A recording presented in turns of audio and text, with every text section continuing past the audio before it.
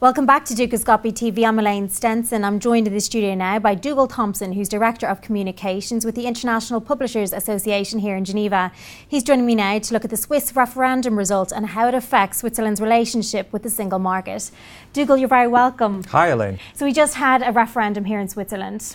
Yes, we have, and by a very narrow margin, 50.3% voting in favour, the Swiss have backed a proposal to bring in immigration quotas from European Union countries. There was a very divisive election campaign where on one side you had the government, the political establishment, the business leaders making the case that Switzerland needed free movement of people for its economic interests, and on the other side you had this very sort of populist campaign led by right-wing parties who were arguing that Switzerland was losing its identity, that mass immigration was putting a huge strain on public resources, and that immigration was driving down salaries. And was the result a surprise? It seems to have taken a lot of people by surprise, but when you think about it, there's a lot of sort of reasons why this proposal scraped through. I sort of think there are three main reasons to explain this. The first reason is the fact that you had Swiss government, the political and business elite urging people to reject the proposal probably convinced many to do the exact opposite and back it.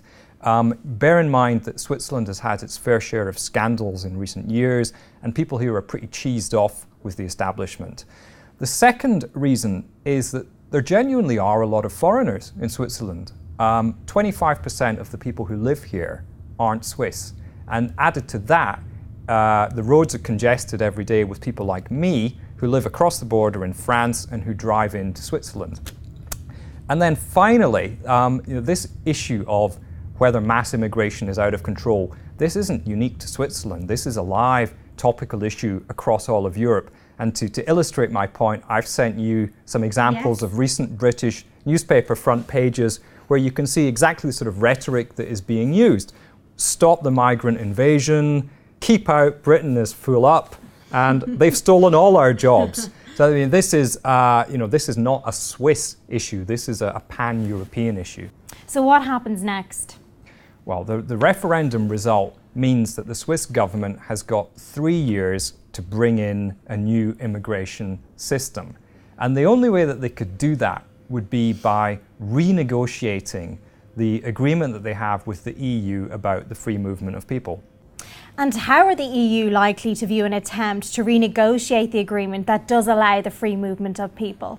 They're going to take a very, very dim view of this. I can't see Brussels giving way on this. Free movement of people is like a core principle to the EU.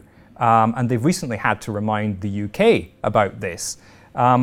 If Brussels was to compromise with the Swiss, then you'd have lots of other countries saying, well, now we want to renegotiate and get out of this. And I think Brussels can afford to play hardball here, because if you consider that over half of all Swiss exports go to the EU, the Swiss needs the EU more than the EU needs the Swiss right now. And that's coming out in the tone of some of the comments that you're hearing from political leaders like Wolfgang Schäuble, Germany's finance minister, who said that this referendum result would create a lot of problems for Switzerland in a lot of areas, which sounds to me like he's saying, this is your problem, not ours. And what does a migration cap mean for business in Switzerland? Well, if it were to happen, it would definitely be bad news. Swiss employers, particularly those in banking and in the pharmaceutical sectors, are heavily dependent on highly skilled staff from across Europe. And if you suddenly tell those employers, well, you're no longer free to decide who you employ, then that can only be bad news for their competitiveness. And Credit Suisse have already come out and said, this is going to have a negative impact, not just on our business, but on Switzerland's economic growth, on foreign investment, on employment. It's bad news all around for business. Dougal, as always, thank you for joining us in the studio today. Thanks, Elaine. And that's all we have time for now, but do check back later for further updates and for further interviews from the TV team. Bye for now.